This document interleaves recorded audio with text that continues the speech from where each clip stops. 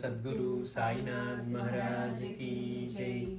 గుప్త యోగులైన శ్రీ రాకాడి బాబా వారి చిట్ట ఆల్మోస్ట్ మనం చివరికి వచ్చాము. గత వారం స్వామి తమ గురుదేవులైన రాకాడి బాబా వారి మధ్య కొన్ని మధురమైనటువంటి ఘట్టాలను స్మరించుకుంటూ వారి యొక్క అతీతమైన గురుభక్తి, వారి అత్యంత కరుణా ప్రేమ శిష్యుడు పట్ల మళ్ళీ ఎక్కడా వ్యక్తం చేయకుండా స్వామివారు అంతకాలం అంత తీవ్రమైన సాధన చేస్తూ ఉన్నా కూడా ఇంకా స్వామివారిని ఎలా ప్రోత్సహించేవారు. చూస్తానికి బాబా ఎంతో కఠినంగా మాట్లాడినట్టుగా ఉంటుంది. అంత కష్టపడి అన్ని కిలోమీటర్లు నడుచుకుంటూ కేవలం గురుదర్శనం కోసం వచ్చిన స్వామివారిని వెంటనే దర్శనమేది కదా సరి శివ అనేవారట, అంటే బయలుదేరమని. మళ్ళీ అట్నుంచి అట్లు వెళ్ళిపోతూ ఉన్న బాబావారు అట్ట తలదిప్పుకొని ఆనంద బాష్పాలు ఆడ్చేవారట. అలాంటి గొప్ప గొప్ప సంఘటనలన్నీ మనం చెప్పుకున్నాం. అట్లానే ఏనుగుబిడ్డ యొక్క సంఘటన కూడా చెప్పుకుంటూ మనం అయినా ఇప్పుడు శివ ఇక్కడ లేడు కదా, ఈ విషయాలు ఎలా తెలిసాయి అని బాబావారు అమాయకంగా అనటం కూడా మనకి ఎంతో ఆశ్చర్యాన్ని ఆనందాన్ని కలిగిస్తుంది. స్వామీజీ అన్నారట, అంటే పెద్ద ఆ కట్టెను కొట్టి తీసుకొస్తే అంత బరువైన కర్రను ఇంత దూరం ఎలా మోసుకొని వచ్చావు, కొంత తేలికపాటి కర్రను తెస్తే ఏం కొంపలు పోయావా అని బాబావారు కొంత మందలించిన ధోరణిలో అంటే, నేను ఏనుగు బిడ్డను, మీ బిడ్డను, ఏనుగు బిడ్డకు ఈ బరువు ఏ పాటిది అన్నారట. చూడండి ఎంత అద్భుతంగా స్వామివారు అంటూ ఉన్నారు. ఇంకిద్దరు నవ్వుకున్న తర్వాత మళ్ళీ కొంచెం అట్లాగే సరిశివ అన్నారట. ఇక స్వామివారు వెళ్ళిపోయిన తర్వాత మళ్ళీ బాబావారికి అనుకుంటున్నారట, అవును ఇందాక ఆయన వచ్చినప్పుడు ఆ పీఠాధిపతి వచ్చినప్పుడు ఇక్కడ శివ లేడు కదా, అంటే స్వామీజీ లేరు కదా, మరి అయినా ఈ విషయాలు తనకెట్లా తెలిసాయి అనుకుంటున్నారట. ఇక ఇట్లా స్వామివారు ఆ వరుణ గుహలో సాధన చేస్తూ బాబాని దర్శించుకుంటూ, అంటే బాబా అక్కడి నుంచి మళ్ళీ నువ్వు పాపన అక్కడికి వెళ్ళి చేయమని చెప్పినవి ఇవన్నీ మనం చెప్పుకున్నాం. ఇక సమయం ఆసన్నమైంది, అంటే స్వామివారి సాధన ఫలించి వారి పరిపూర్ణయ్యే సమయం ఆసన్నమైందన్నమాట. ఇలాగైతే వరుణ గుహ వదిలి వెళ్ళిన స్వామీజీ విషయంలో నిర్ణయించబడిన ఆ అద్భుత ఘడియలు రానే వచ్చాయి. స్వస్వరూపం తెలుసుకున్న స్వామీజీలో అణువణువు ఆనందంతో పులకించిపోతుంది. అంటే స్వామివారికి అనుభవం కలిగిన తర్వాత పూర్ణత్వం అనుభవం కలిగినది ఎట్లా ఉంది అంటే, ఇక తమ స్వస్వరూపం తెలుసుకున్నారు. అది తెలిసిన తర్వాత స్వామీజీలో అణువణువు కూడా ఆనందంతో పులకించిపోతుంది. ఎటు చూసినా ఆనందం, బ్రహ్మానందం, పూర్ణానందం. అది మనకి అనుభవం లేక మనం ఎటు చూసినా మనకేం కావాలో మన అవసరాలు ఎంతసేపటికి మనం ఇక్కడిక్కడే కొట్టుకొని ఇక్కడే ఉంటాం. కనీసం ఏం కావాలో ఏం పొందేదానిలో ఏముంటుందో అంతటి స్వామీజీకి ఎట్లా ఉందట అంటే, ఎటు చూసినా ఆనందం, బ్రహ్మానందం, పూర్ణానందం. అంటే ఆయన చేసిన సాధన, ఆయన తపస్సు ఫలించి ఆ మధురమైన క్షణాలు వచ్చిన తర్వాత స్వామివారి పరిస్థితి అలా ఉందట. ఎటు చూసినా ఆనందం, బ్రహ్మానందం, పూర్ణానందం. ఆ తన్మయత్వంలో, ఆ అరణ్యం మధ్య ఆనందంలో చిందులు వేస్తున్న స్వామివారి నోట తామెవరిని వెలిపుచ్చే అహం బ్రహ్మరూపి, బ్రహ్మస్వరూపి. స్వామివారు అక్కడ ఆనందంలో చిందులు వేస్తున్నారట. చిందులు వేస్తూ వారి నోటి నుంచి అట్లా వస్తూ ఉన్నాయి. అహం బ్రహ్మరూపి, బ్రహ్మస్వరూపి అనే భావశ్లోకం వెలువడింది. ఒకసారి ఆ ఆత్మానందాన్ని చవిచూసిన వారు ఇక దాన్ని వదలలేరు. అంటే స్వామివారు చెప్తారు కదా, ఎప్పుడు పూర్ణమైన ఆనందంలో ఉంటాము. ఒకసారి కనుక ఆ ఆత్మానందాన్ని చవిచూసిన వారు ఇక దాన్ని వదలలేరు, వదిలి బయటపడలేరు.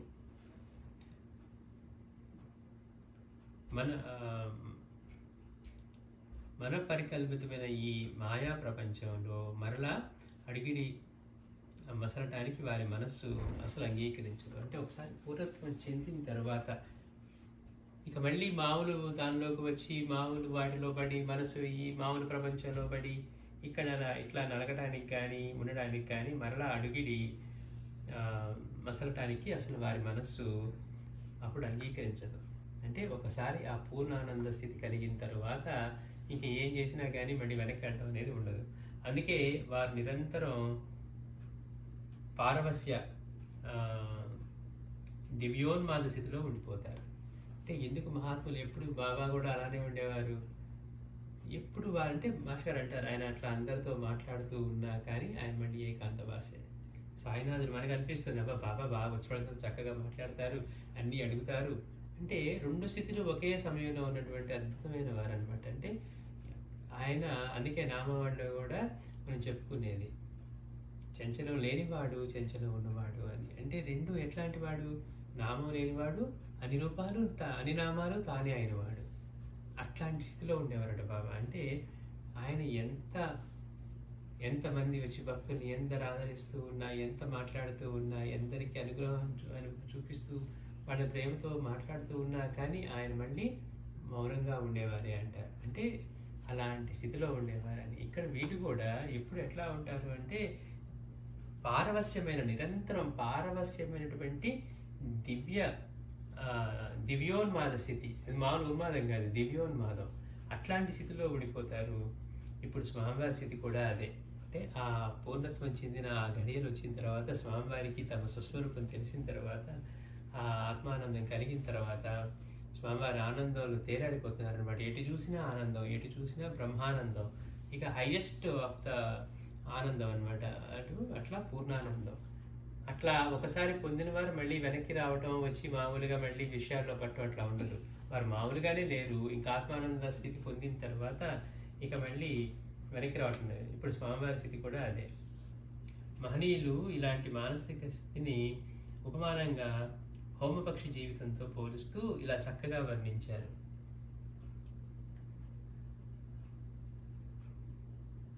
పూజ రమణ మహర్షి హోమి పక్షి అని ఒక పిట్టను గురించి వేదాల్లో ఇట్లా చెప్పబడి ఉంది. ఒక పక్షి ఉందట హోమి పక్షి అని. దాని గురించి వేదాల్లో ఇట్లా చెప్పబడి ఉన్నది.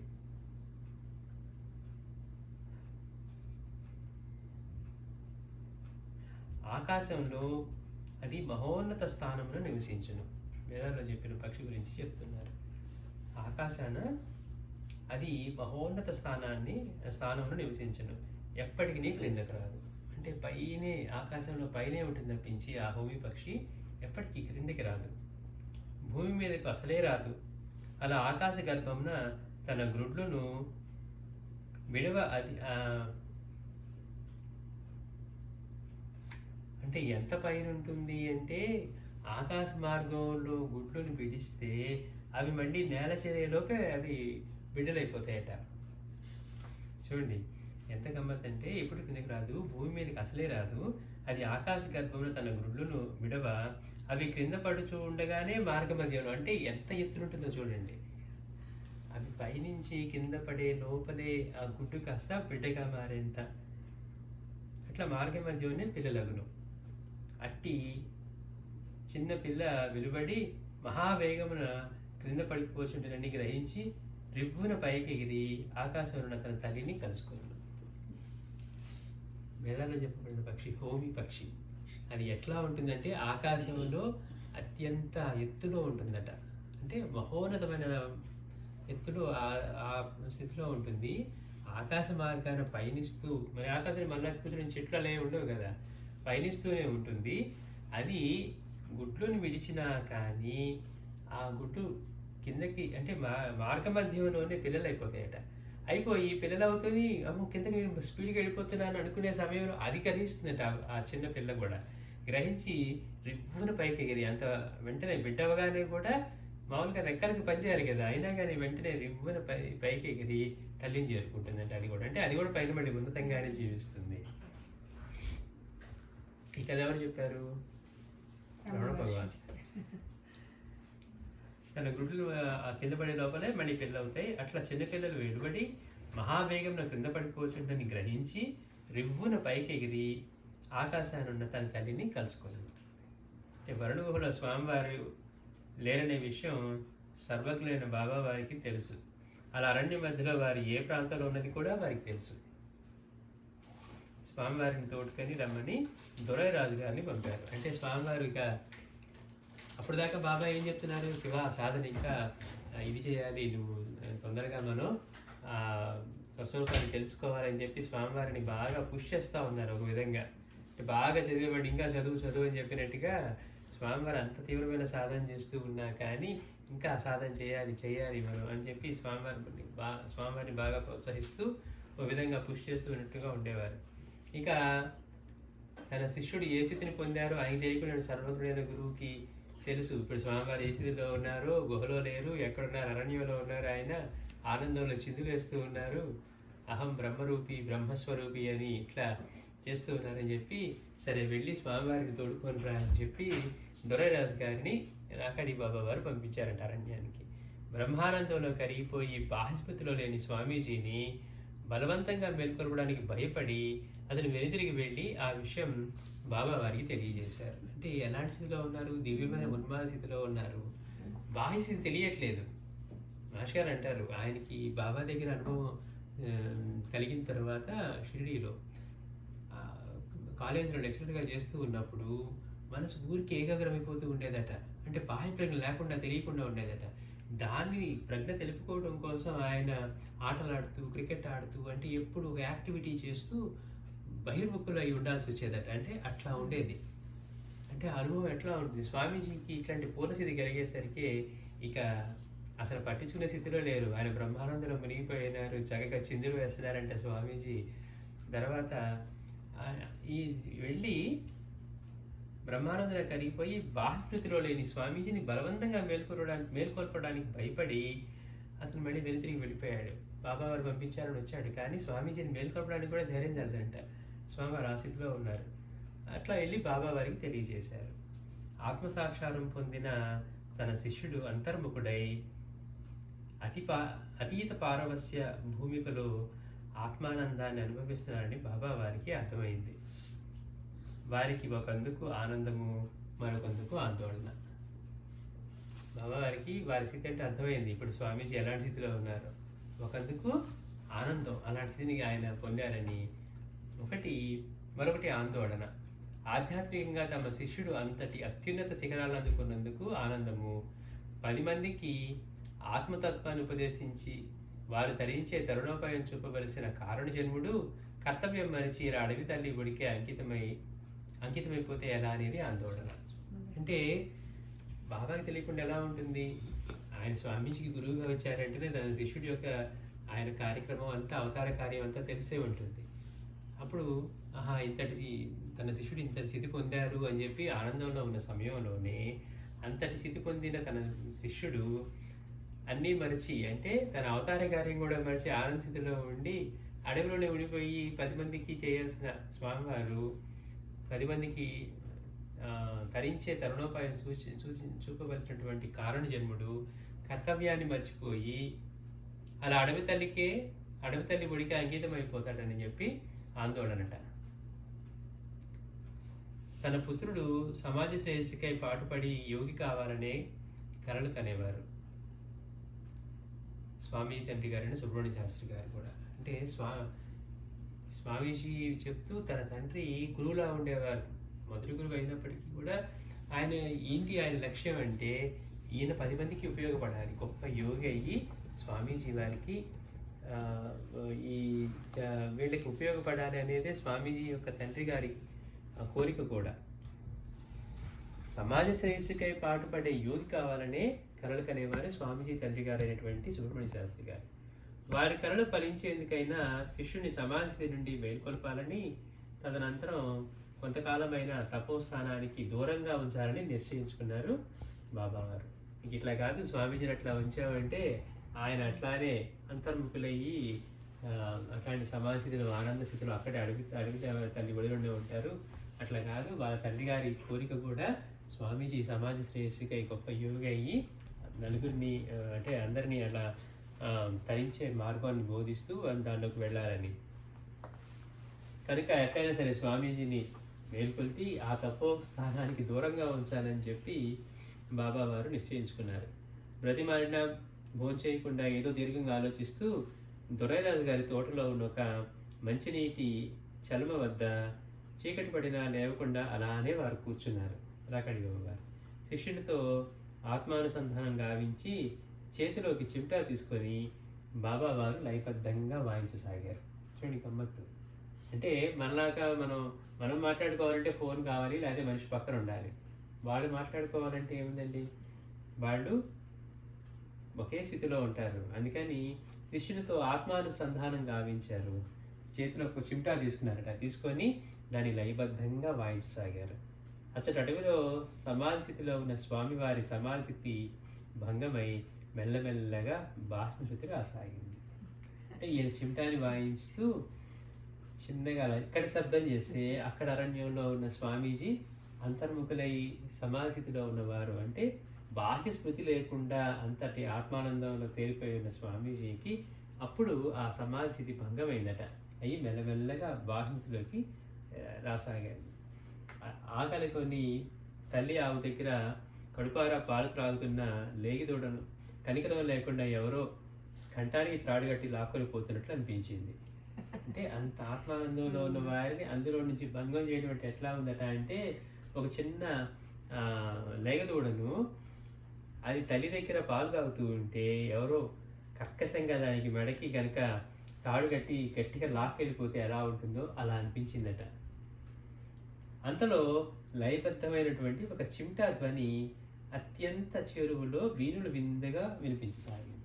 ఎక్కడ అరణ్యం, ఎక్కడ దొరైరాజు గారి అక్కడ ఈ ఇల్లు అక్కడి నుంచి ఆ ప్రదేశాల నుంచి అక్కడ బాబావారు చిన్నగా చిమ్టాని ఆ చెరువు దగ్గర కూర్చొని చిన్నగా చిమ్టాని లయబద్ధంగా చేస్తూ ఉంటే అక్కడ స్వామీజీ వారికి అది ఎంతో మధురంగా తన చెరువులో వినపడుతూ ఉందట. చిన్నగా శివ అంటేనే అంత దూరంలో ఉన్న స్వామీజీకి కూడా తన గురువు యొక్క పిలుపు వినపడుతుంది.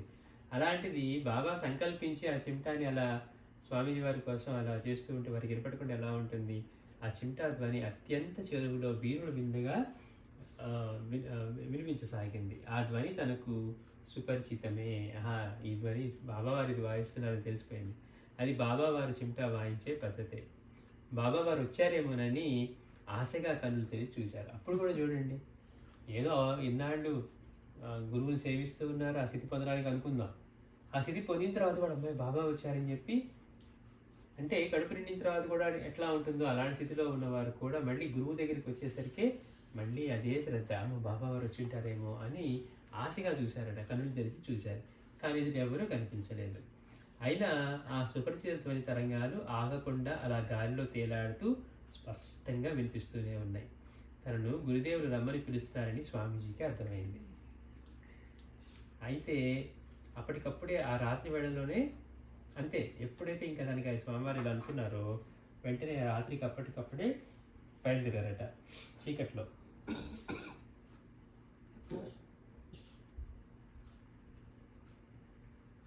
ధ్వని తరంగాలే తనకు దారి చూపుతూ ఉండగా బడిబడిగా అడుగులు వేసుకుంటూ ముందుకు రాసాగారు. మరి అంత చీకటి అడుగులు ఎట్లా వచ్చారు అంటే, ఎట్లా బయటకు వెళ్ళాలంటే, బాబా యొక్క వాయించే చిమ్టా యొక్క తరంగాలు తనకి ఎలా వినిపిస్తున్నాయో స్వామీజీకి, అవి ఎట్నుంచి వినిపిస్తూ తను నడిపిస్తున్నాయో అట్లానే వడివడిగా అడుగులు వేసుకుంటూ ఆ ధ్వనిని ఆధారం చేసుకుంటూ వచ్చారట. ధ్వని తరంగానే దానికి దారి చూపుతూ ఉండగా వడివడిగా అడుగులు వేసుకుంటూ ముందుకు రాసాగారు. అది భీకారణ్య మార్గమని, దారిలో క్రూర మృగాలు విషసర్పాలు ఉంటాయని వారికి భయం ఉంటాయి కదా, మామూలుగానే వచ్చేస్తారు. ఇప్పుడు దివ్యమైన ఆనందంలో ఉన్నారు, పూర్ణస్థితి పొందిన వారు. తర్వాత తన గురువు పిలిచారని చెప్పి అట్లానే బయలుదేరి వస్తున్నారు. అంత ఆనందంలోనూ ఆ శిష్యునికి కొంత భయం లేకపోలేదు. ముందుగా తనకు మాట మాత్రంగానే తెలపకుండా వరుణ గుహ విడిచి వెళ్ళినందుకు బాబా వారు మందలిస్తారేమోనని భయం. అంటే అక్కడి నుంచి ఎందుకు బయలుదేరారో మనం అప్పుడు గతంలో చెప్పుకున్నాం.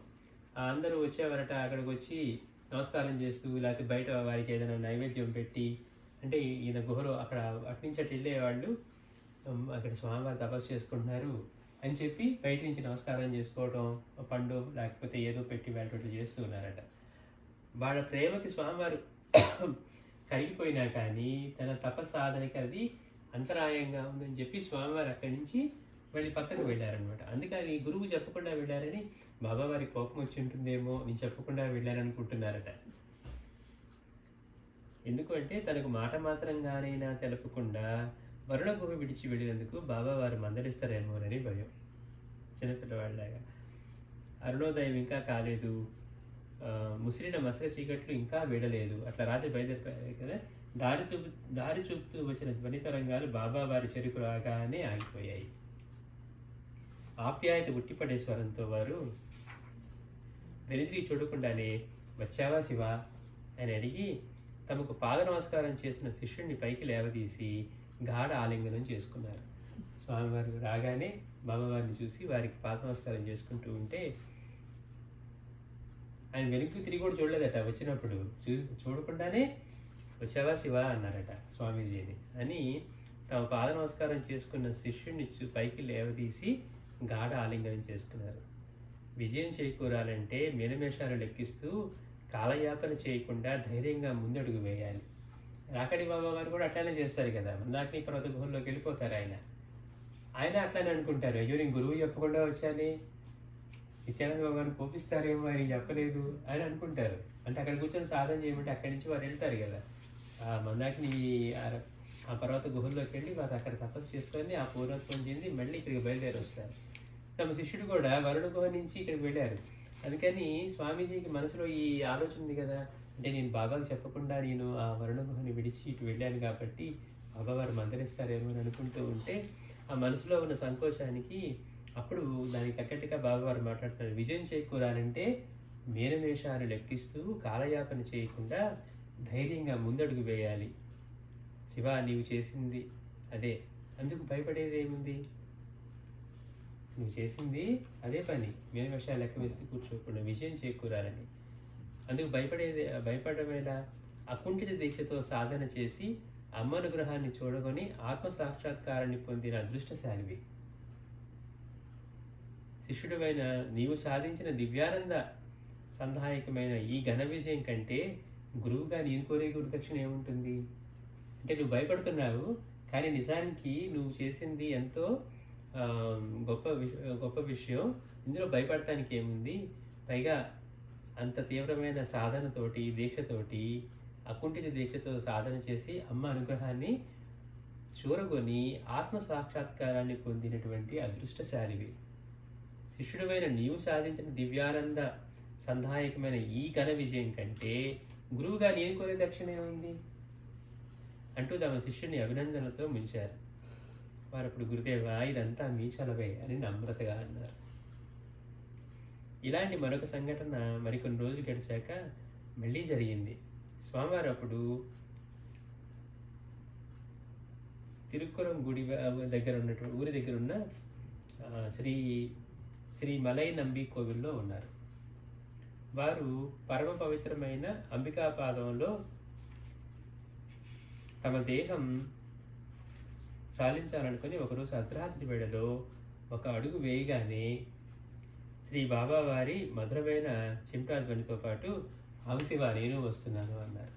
అంటే స్వామివారు ఇక తను ఎందుకు ఇంకా వచ్చిన పని అయిపోయింది, పొందాల్సింది పొందేసాము, ఇంకేముంది అన్నట్టుగా ఇంకా తన అవతారాన్ని చాలించాలనుకున్నారట. అంబికాపాదంలో దేహం చాలించాలనుకున్నారు. ఇది ఈ అనుభవం కలిగిన కొద్ది రోజుల తర్వాత ఒకరోజు అట్లా అర్ధరాత్రి వేళలో ఒక అడుగు వేయగానే శ్రీ బాబావారి మధురమైన చిమ్టా ధ్వనితో పాటు ఈసారి మాటలు కూడా వినిపించాయి. ఆగుశివ నేను వస్తున్నాను, అక్కడ 60 కిలోమీటర్ల దూరంలో ఉన్నాయి, అక్కడ ఉంటారు బాబావారు అనే వాణి కూడా వినపడింది. స్వామివారు అప్పుడు వెనుకకి తిరగకుండా చూడగా అక్కడ ఎవరు లేరు. అప్పుడు బాబావారు అక్కడి నుండి సుమారు 60 కిలోమీటర్ల దూరంలో ఉన్న సొరముత్తు అయ్యనార్ కోవిల్లో ఉన్నారు. 60 కిలోమీటర్ల దూరం నుంచి బాబావారు అంటున్నారు ఆగుశివ నేను వస్తున్నాను అంటే స్వామివారు అక్కడ ఏమి సంకల్పించారు అంటే ఇక పొందాల్సింది పొందేశాం, ఇక ఈ దేహంతో పని ఏముంది, సాధన చేశారు పొందేశారు అని ఇంకా ఈ దేహాన్ని అంబికాపాదంలో అక్కడ చాలించాలనుకున్నారట. అనుకొని అడుగు వేయగానే అర్ధరాత్రి ఇక్కడి నుంచి బాబావారు అది గ్రహించి వెంటనే ఆ చిమ్టా వాయిస్తూ అంతేకాకుండా మళ్ళీ శబ్దంగా ఆగుశివ నేను వస్తున్నాను అని వినిపించిందట. స్వామివారు అప్పుడు వెనుకకి తిరిగి చూడగా అక్కడ ఎవరు లేరు, కానీ బాబావారి మాటలు మాత్రం వినిపించాయి. అప్పుడు బాబావారు అక్కడి నుండి సుమారు 60 కిలోమీటర్ల దూరంలో ఉన్న సొరముత్తు అయ్యనార్ కోవిల్లో ఉన్నారు. స్వామివారు మళ్ళీ ఇంకొక అడుగు ముందుకు వేయగానే ఆగుశివ నేను వస్తున్నాను కదా అని బాబావారు ఆందోళన పూరిత స్వరం మళ్ళీ వినపడగా వారు ఆగిపోయారు. మరునాడు ఉదయమే బాబావారు అక్కడికి వచ్చి తమ ప్రియశిష్యులతో వచ్చిన మనందరము ఇలా వెళ్ళిపోతే ఎలా శివ, వచ్చిన మనందరం కూడా ఇలా వెళ్ళిపోతే ఎలా శివ, నీవు లోక కళ్యాణార్థం అవతరించావన్న సంగతి మర్చిపోయావా? నేను జనం మధ్యలోకి రాలేను. బాబా వారు చెప్తున్నారు, నువ్వు నీ అవతార కార్యం మర్చిపోయావా? నువ్వు మనందరం కూడా ఇలా వెళ్ళిపోతే ఎలా శివ? నీవు లోక కళ్యాణార్థం అవతరించావనే సంగతి మర్చిపోయావా?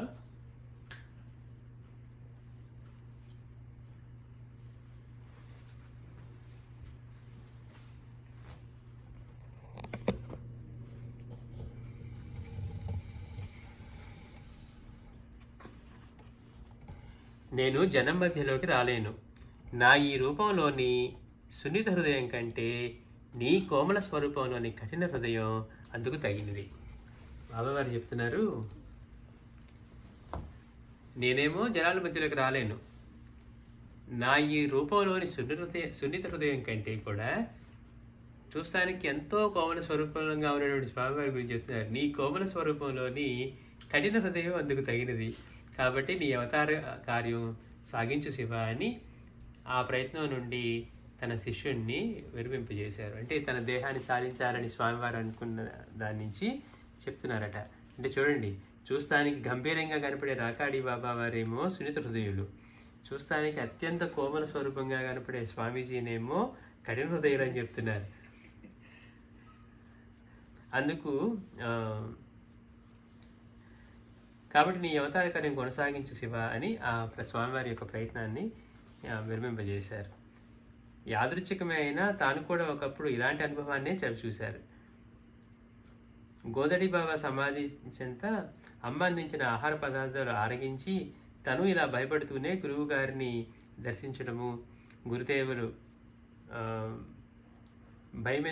భయమెందుకు రాని అభయం ఇస్తూ తనను ఇలాగే ఆలింగనం చేసుకొని అభినందించడము లీలగా వారి మనసులో మెదిలింది. నేను ఇలాగే చేశాను కదా, చెప్పినా కానీ అనసూయ అవసరము నాకు నుండి సాధన చేసుకోమన్నా ఏం చేశారు, ఇక్కడి నుంచి మందాకిని పర్వత గుహల్లోకి వెళ్ళి అక్కడ ఆయన సాధన చేసి ఫలించిన తర్వాత మళ్ళీ వెనక్కి వచ్చి వీళ్ళని కలుస్తారు. అప్పుడు కూడా భయపడుతూ వచ్చారు. నేను నిత్యానంద భగవాన్ యొక్క అనుమతి లేకుండా నేను విడిచి వెళ్ళాను చెప్పిందని. సూర్యోదయమైంది. స్వామీజీ వారు వచ్చారని దొరరాజు గారి ఇంట్లో పండుగ వాతావరణం నెలకొంది. నిన్ను కని పెంచి ఇలా తీర్చిదిద్దిన మీ నాన్నగారి ఆశ నెరవేర్చవలసిన సమయం ఆసన్నమైందని శిష్యునికి తన కర్తవ్యాన్ని గుర్తు చేశారు గురుదేవులు.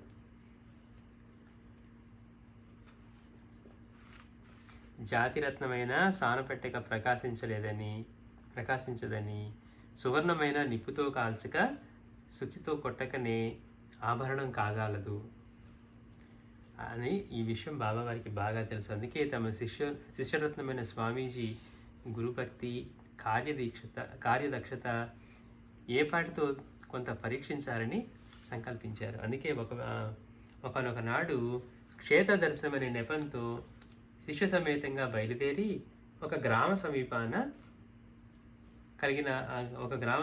కల ఒక మంటపంలో బస చేశారు బాబా. ఆనాటి సాయంకాలం స్వామీజీతో, శివ, టీ తయారు చేయాలంటే టీ పొడి లేనట్లుంది. చూడండి, ఇంకా ఇప్పుడు కూడా మళ్ళీ బాబా ఒకసారి పరీక్షించాలనుకున్నారట. స్వామివారి గురించి అంతా తెలుసు, అయినా కానీ మళ్ళీ ఒకసారి ఒక క్షేత్ర దర్శనం చేస్తూ అక్కడున్న మండపంలో ఆగి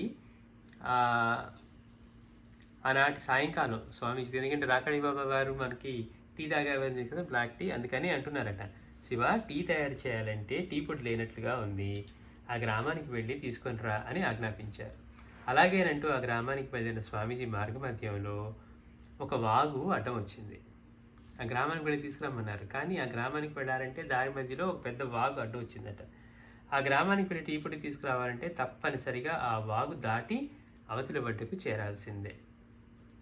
తనకు ఈత వచ్చు, కానీ పరిచయని ఆ ప్రాంతంలో పొంగి ప్రవహిస్తున్న ఆ వాగును ఈదుకొని పోవడం మాత్రం దుస్సాహసమే కాగలదు. కానీ తప్పదు, ఎందుకంటే వేళకు గురువు గారికి టీ త్రాగడమే తనకు ముఖ్యం. మనం అందులో ఈదుకొని వెళ్ళగలుగుతామా, ఆ ఒడ్డు చేరగలుగుతామా, మనం తేయగలుగుతామా, ఇలాంటివన్నీ ఇంకా అప్రస్తుతం. సమయానికి బాబా వారికి టీ తాగటానికి నేను టీ పొడి తేవాలి, దానికోసం ప్రయత్నం చేయటమే. తెస్తారా, తేగలుగుతామా లేదా అనేది కాదు. అందుకని వేళకు గురువుగారు టీ త్రాగడమే తనకి ముఖ్యం. అందుకే స్వామివారు ఈదుకుంటూ అవతల ఒడ్డుకు చేరాలి. ఆ గ్రామానికి కాబట్టి అట్లా స్వామివారు ఈదుకుంటూ అవతల ఒడ్డుకు చేరారు. ఆ గ్రామానికి వెళ్ళి టీ పొడిని తీసుకొని తిరిగి ఈదుకుంటూ వాగును దాటి వచ్చి గురువుగారికి టీ పొడిని అందజేశారు. అప్పుడు బాబా వారు స్వామీజీ వైపు కన్నెత్తైన చూడకనే, శివ బెల్లం కూడా లేనట్లుంది. మనమైతే ఏమంటాం, వారు బాబా రెండు ఒకసారి చెప్పచ్చు కదా, ఏముంది చూసుకొని ఇప్పుడే నేను వెళ్ళొచ్చాను, అదంతా ఈదుకుంటూ అటు వెళ్ళి కష్టమంతా చేసి ఇట్లా తెచ్చాను, మళ్ళీ మీరు ఇప్పుడు బెల్లం అడుగుతున్నారు, మళ్ళీ తర్వాత నీళ్ళు లేవంటారు, పాలు లేవంటారు, అవి కూడా చూసి చెప్పండి అంటాం. కానీ స్వామివారు ఏం చేశారో చూద్దాం. స్వామివారు కన్నెత్తి కూడా చూడలేదట. అవకాశం పడకుండానే వెంటనే ఏమన్నారు, శివ బెల్లం కూడా లేనట్లుంది, వెళ్ళి బెల్లం కూడా తీసుకొనిరా అని అన్నారు. స్వామీజీ అలాగేనంటూ వెంటనే బెల్లం తీసుకురావటానికి మళ్ళీ బయలుదేరి వెళ్ళారు. అదే మరెవరినైతే టీ పొడిని తేవడానికి పొంగి ప్రవహిస్తున్న వాగును తామంత కష్టపడి ఈదుకుంటూ వెళ్ళి తిరిగి అదే విధంగా దాటి వచ్చింది ఏకరువు పెట్టేవారు. బాబా మీరు పంపించారు కానీ నాకు దారిలో ఇంత బాగుందని తెలియదు, నేను ఎంతో కష్టపడి దాటి వెళ్ళి తీసుకొని మళ్ళీ తిరిగి ఈదుకుంటూ వచ్చాను అని చెప్పకుండా అయినా ఉండవు. కానీ స్వామివారు ఏం చెప్పలేదు, టీ తీసుకొచ్చి పెట్టారు. వెంటనే బాబావారు ఏం చేశారు, బెల్లం కూడా లేనట్లుంది, అది కూడా తీసుకురా అన్నారట. స్వామివారు ఒక్క మాట కూడా చెప్పలేదు. అంటే మనమైతే గుర్తింపు కోసం తపన పడతాం, కష్టపడ్డామనో ఇంకోటనో. కానీ తన గురువు సర్వజ్ఞుడు, తనకు తెలియదు ఏముంటుంది. అందుకని మళ్ళీ బెల్లం కోసం బయలుదేరట.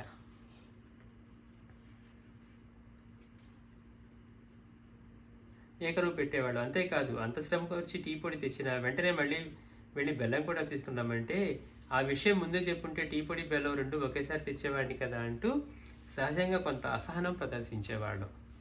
కానీ తాను చెప్పిన వెంటనే మారు మాటైనా మాట్లాడకుండా వడవడిగా అడుగులు వేసుకుంటూ పరుగులాంటి నడకతో బెల్లం తీసుకురావడానికి వెళ్తున్న తన ప్రియ శిష్యుడిని చూస్తూ బాబావారు సంతృప్తిగా నిట్టూర్చారు. శిష్యుని సేవా నిరతిని, కార్యదీక్ష దక్షతను తలుచుకుంటూ ఉంటే బాబావారి కన్నులు చెమర్చి అప్రయత్నంగా ఆనంద బాష్పాలు రాసాగాయి. స్వామివారు ఈసారి కూడా ఈదుకుంటూ వాగును దాటి వెళ్ళి బెల్లం తీసుకొని తిరిగి ప్రయాణమయ్యారు. తీరా వాగు దగ్గరికి వచ్చి చూసి తీవ్ర దిగ్భ్రాంతికి లోనయ్యారు. ఆశ్చర్యం, మహా అద్భుతం. అంతవరకు పొంగి ప్రవహించిన వాగు ఇంతలో ఎలా ఇంకిపోయింది అంటే అక్కడ వాగే లేదు. బాబావారు పెట్టిన పరీక్షలో అదొక భాగం. చూడండి గమ్మత్తు. రెండోసారి వెళ్ళినప్పుడు కూడా ఉంది, కానీ మళ్ళీ బెల్లం తీసుకొని తిరిగి వస్తున్నప్పుడు ఆ వాగు లేదట. స్వామీజీ ఆలోచిస్తున్నారు, ఇదేం అద్భుతం, ఇందాక వెళ్ళినప్పుడు ఉంది, ఇప్పుడు ఎలా ఇంకిపోయింది ఇంత పెద్ద వాగు అని అనుకుంటూ ఉన్నారట. వాగులో ఎలా ఇంకిపోయింది, వాగులో దిగి నడిచి వస్తూ ఉన్నా అది కాలికి తేమ కూడా కావడం లేదు, అంటే కాలు కూడా తడి కూడా కావటం లేదు. అంటే అంత వాగుగా ఉన్నది, ఒక్క చుక్క నీరు లేవట. ఇది కలయా నిజమా అని స్వామీజీ తమ కన్నులను తాను నమ్మలేకపోయారు. కానీ ఇది కల మాత్రం కాదు సుమా అని నిరూపించడానికి తమ వద్దనే ఉన్నాయి ప్రత్యక్ష సాక్ష్యాలు. అవే తాను ఈదు కొడుతూ వాగు దాటే సమయంలో తడిచి ఇంకా నీరు కారుతూ ఉన్న తన కౌపీనము మరియు అంగవస్త్రం. అంటే స్వామీజీ ఈత కొట్టుకుంటూ పెట్టారు కదా తేవటానికి. పోనీ ఇది నిజంగా ఇందాక కూడా లేవా, ఇదేంటి ఇలా మాయ జరిగింది అనుకోవటానికి లేదు. స్వామివారి తడిచిపోయినటువంటి వస్త్రాలు, వారు ధరించిన కౌపీనము మరియు అంగవస్త్రం. స్వామీజీ బాబావారు బస చేసిన మండపం వైపు మౌనంగా అడుగులేస్తూ ఉన్నా వారి మధ్యలో ఏవేవో ప్రశ్నలు మెదులుతూ ఉన్నాయి. అంతవరకు పర్వత తొక్కుతూ ప్రవహించిన ఆ వాగు 10 నిమిషాల వ్యవధిలో ఎలా అడుగంటిపోయింది? ఇది ఎలా సాధ్యం? పైగా పరస్పర విరుద్ధమైన ఆ రెండు సంఘటనలకు ప్రత్యక్ష సాక్షి కూడా తానే. ఎవరో చెప్పటం కాదు కదా, స్వామివారే చూశారు. పర్వత తొక్కుతూ ఉంది, ముందు వెళ్ళారు, ఈదుకుంటూ వెళ్ళారు, టీ పొడి తీసుకొచ్చి ఇచ్చారు, మళ్ళీ ఈదుకుంటూ వచ్చారు. మళ్ళీ బాబా బెల్లం కావాలంటే మళ్ళీ వెళ్ళారు. వెళ్ళేటప్పుడు ఈదుకుంటూ వెళ్ళి అటువైపు వెళ్ళి బెల్లం తీసుకుని రావడానికి మళ్ళీ ఈదటానికి వచ్చేసరికి అక్కడ ఒక చుక్క కూడా నీరు లేకుండా అదంతా వాగంతా నీరంతా ఇంకిపోయినట్టుగా ఉంది. అందులో దిగి చూస్తూ ఉంటే ఆశ్చర్యంగా ఉందట. పోనీ ఇదంతా నా భ్రమ అనుకోవడానికి లేకుండా స్వామివారి ధరించిన వస్త్రాలు తడిచి ఇంకా తడితడిగా నీరు కారుతూ ఉన్నాయి, కాలుకేమో చెమ్మ కూడా అంటట్లేదు, ఏంటి ఆశ్చర్యం అనుకుంటూ వచ్చి ఇలా బాబావారి దగ్గరికి వస్తున్నారట.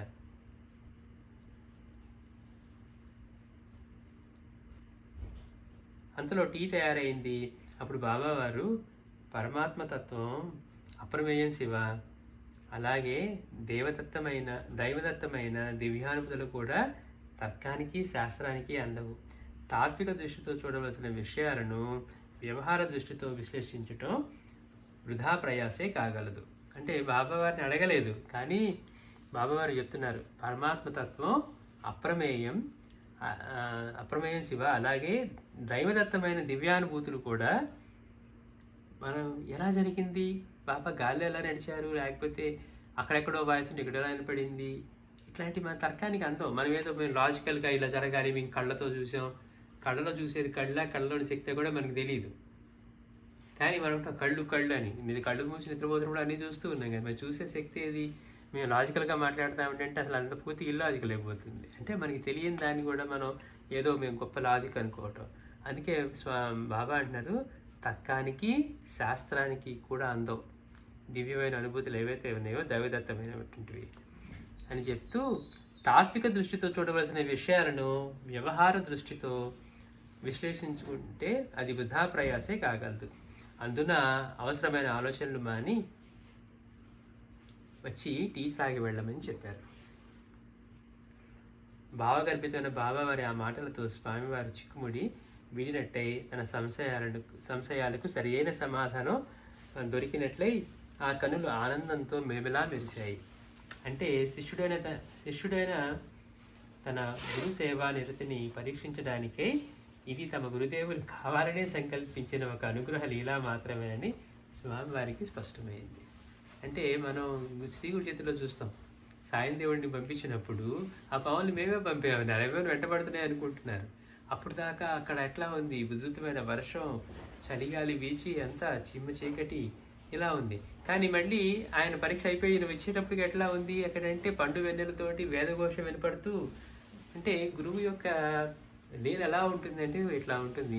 అక్కడేమో శ్రీగురుడు అలా చేశారు, ఇక్కడ రాకడి బాబావారు అలా చేసి స్వామివారి యొక్క గురుసేవ నిరతిని వీటన్నిటిని పరీక్షించి ఆయన ఆనందంతో ఉన్నారు. ఇక్కడ స్వామీజీ అనుకుంటున్నారంటే 10 నిమిషాల క్రితం ఉన్న ఇంత పెద్ద బావి 10 నిమిషాల్లో ఎలా ఇంకిపోయింది అనుకుంటూ వచ్చి మనసులో ఈ ఆలోచనలు ఉంటే బాబాని అడగకపోయినా కానీ చెప్తున్నారట పరమాత్మతత్వం అప్రమేయం, అలాగే దైవతత్వమైనటువంటి దివ్యానుభూతులు కూడా తర్కానికి శాస్త్రానికి అందవు.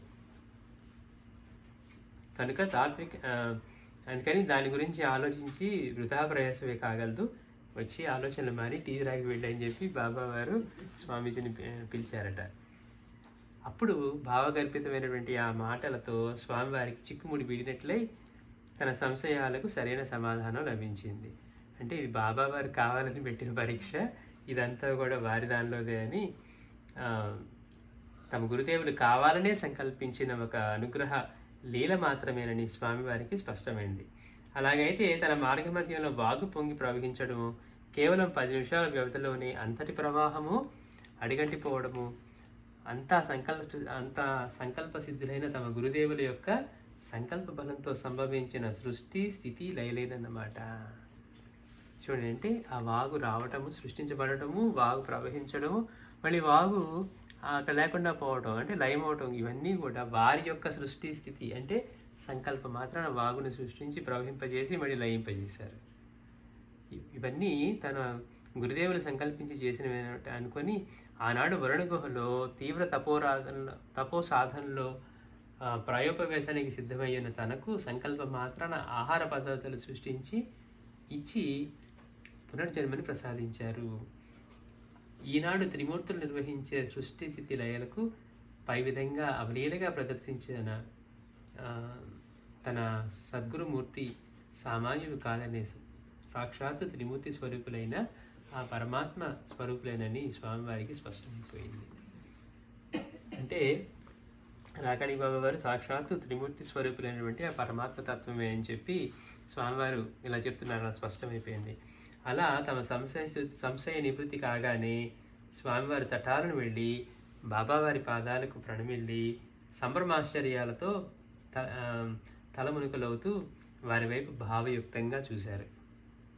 అంటే స్వామీజీ అనుకుంటున్నారు బాబావారు సాక్షాత్తు త్రిమూర్తి స్వరూపులు, సృష్టి స్థితిలైన అవలీలక సంకల్పం మాత్రం చేయగలిగారు. వాళ్ళు చేసే కార్యక్రమాన్ని ఈయన ఎంత అవలీలగా ఒక పెద్ద వాగును సృష్టించారు, ప్రవహింపజేశారు. మరుక్షణంలో 10 నిమిషాల్లో దాన్ని మళ్ళీ ఇది లేకుండా అందులో లయం చేసేశారు. అంటే వారంత సంకల్ప మాత్రులు. వీరు సామాన్యులు కాదు, సాక్షాత్తు త్రిమూర్తి స్వరూపులైన పరమాత్మ స్వరూపులే. అలా వెంటనే వెళ్ళి ఆ సంశయ నివృత్తి కాగానే ఇదంతా అంటే ఇప్పుడు దాకా ఆలోచన కదా, అది ఎట్లా ఇంకిపోయింది ఏంటని, ఇదంతా బాబావారి సంకల్పమే, వారి సంకల్ప శక్తి అని తెలియగానే వెంటనే వెళ్ళి బాబావారి పాదపద్మాలకు ప్రణమిల్లి సంభ్రమాశ్చర్యాలతో తలమునుకలవుతూ వారి వైపు భావయుక్తంగా చూశారు.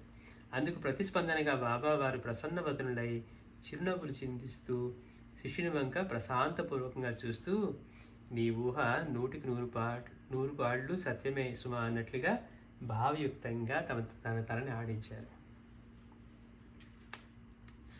సాగర సంగమానికై అవిశ్రాంతంగా పయనించే నదీమ తల్లి తాను సాగరంలో విలీనమైనంతనే తన సహజ గుణాలను స్వరూపాన్ని కోల్పోతాయి. నది వెళ్ళి సముద్రంలో కలిసింది అనుకోండి, నది అప్పుడు దాకా ఎలా ఉందనేది ఇంకేం ఉండదు. నది నీరు తీయగా ఉందా, రంగు ఎలా ఉందని. సాగరంలో కలిసిన తర్వాత ఇంక సాగరమే అయిపోతుంది. ఇంకా మళ్ళీ నదిలోంచి వచ్చిన ప్రవాహానికి మళ్ళీ దాని గుర్తింపు ఏమి ఉండదు. అట్లానే తాను సాగరంలో విలీనమైనంతనే కూడా తన సహజ గుణాలను స్వరూపాన్ని కోల్పోయి సాగర గుణాలను సంతరించుకుంటుంది. ఆ సముద్రంలో ఎలాంటిది ఉందో అదైపోతుంది. ఇప్పుడు దాకా తీయగా ఉండేయండి నీళ్లు కలిసిన తర్వాత ఇంకా ఏం ఉండదు. ఇంకా అక్కడ సాగరంలో ఒకటే సముద్రం నీరే అవుతుంది. అట్లా వాటి యొక్క గుణాలనే సంతరించుకొని చివరకు తానే సాగరంగా మారుతుంది. ఇది సర్వులకు విదితమైన విషయమే కదా. అలానే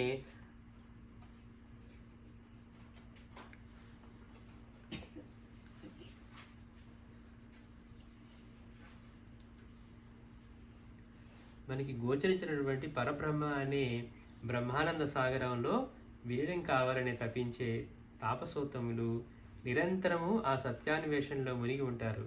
వారి తపం ఫలించి బ్రహ్మానంద సందాయకమైనటువంటి స్వస్వరూపానంద స్థితిని పొందగలిగిన తక్షణం సహజమైన తమ జీవభావం కోల్పోయి సర్వదేవతా స్వరూపమైన పరబ్రహ్మ స్వరూపులుగానే భావిస్తారు. అంటే అప్పటిదాకా దేహంతో ఉండి ఆ పరిమితంగా అలా ఉన్నా కూడా ఆ అనుభవం పొందిన తర్వాత ఇక ఉన్న చైతన్యం అంతా తనలోనే ఉంది, తనలోనే అదే చైతన్యం ఉంది అని అనుభవం అయిన తర్వాత సర్వదేవతా స్వరూపమైన పరబ్రహ్మ స్వరూపాలుగానే భావిస్తారు.